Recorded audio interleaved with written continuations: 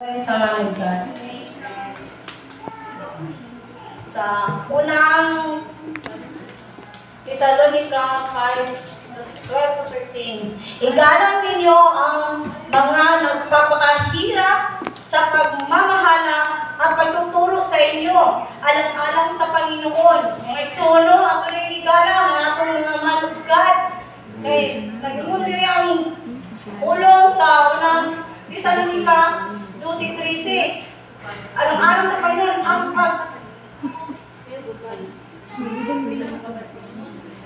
pagugulang ninyo sila ng lubos at paggarang pag-ibig dahil sa kanilang gawain.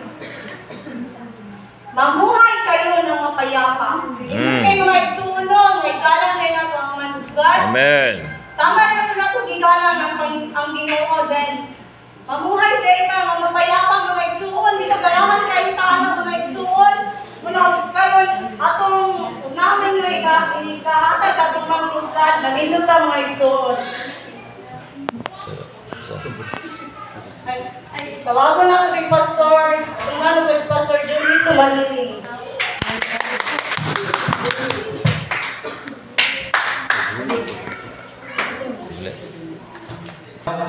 Magdito ka rin sa tupangan. So, panalangin na sa Ginoo itong mga nagtulog. Paglinya na rin. Sige. Do, God bless. God bless, Mama. Do, God bless. God bless. God bless. God bless. God bless.